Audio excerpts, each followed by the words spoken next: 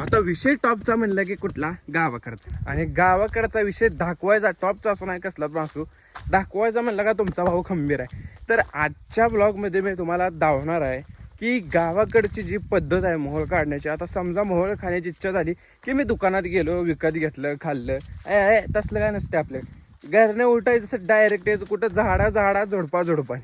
कशाला? मोहोळ शोधायला यायचं, दुसरं काय तर म्हणचाल, मोहोळ शोधायला यायचं आणि मस्तपैकी दिसलं की घ्यायचं, काढायचं आणि खाऊन टाकायचं. तर आज तीच प्रोसेस मी तुम्हाला दाखवणार आहे. व्हिडिओ लास्टपर्यंत आपल्या व्हिडिओ तुम्ही राहा. चॅनलवरती जर नवीन असाल तर आपल्या चॅनलला सबस्क्राईब करा, व्हिडिओला लाईक करा. आपल्यासोबत म्हणजे माझ्यासोबत किती जण आहेत? मागं 2 जण आहेत आणि बहुत डेंजरकडे तो.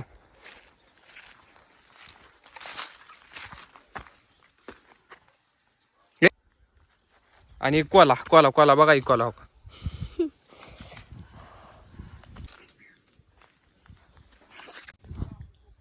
मोहोळ हुडकायचं तर वेगळंच राहिलं, पण ही जी फिरायची मज्जा आहे ना भावांनो, ऐक शपथ एक नंबर, म्हणजे एक नंबर. कसं सांगू तुम्हाला, बघा एक कसा आहे मागचा नजारा, कसा आहे आपल्या, आहे का नाही बेस्ट.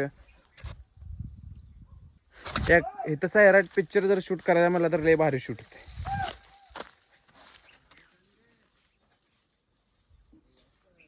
मान नदी आहे बघा, आणि मान नदीचा वाघ आहे हा, मान नदीचा वाघ, मानाचा वाघ. मला एक मी जादू दाव का, जादू आता दावतो, जादू थांबा. गावाकडचं म्हणजे कसं असतंय, वडा दावतो तुम्हाला, आणि त्या वड्यात मी आता मोहोळ शोध. हे बघा वडा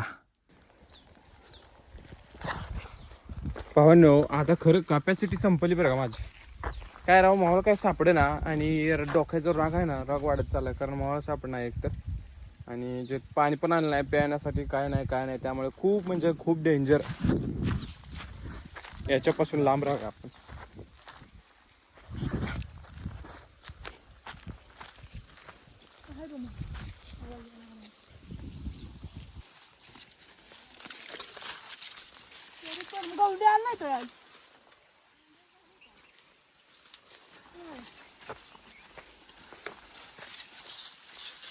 कशात चिंचा?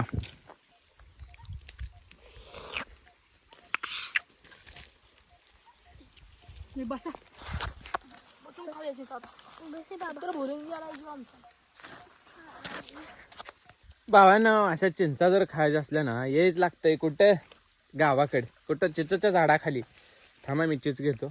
मला एक दे रे, एक चिंच दे माझ्या गाईसाठी, कच्ची आहे.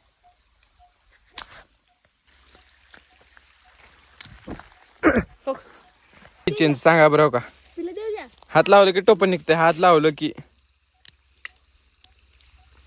आणि अशी जर चीज खायची असेल ना तर या माझ्याकडे, मी देतो तुम्हाला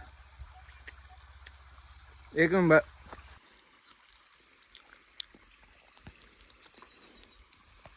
तर चला आता जाऊया घराकडे, आणि आपला जो काय आजचा ब्लॉग आहे, आपला ब्लॉग इथंच संपतो, कारण आपल्याला मोहोळ तर काय भेटलं नाही. मला माफ करा, कारण मी तुम्हाला दावू शकलो नाही ती गोष्ट, म्हणजे कसे मोहोळ काढते ते. पुढच्या ब्लॉगमध्ये नक्की धावतो, मोहोळ आधी शोधतो आणि मग ब्लॉग काढतो.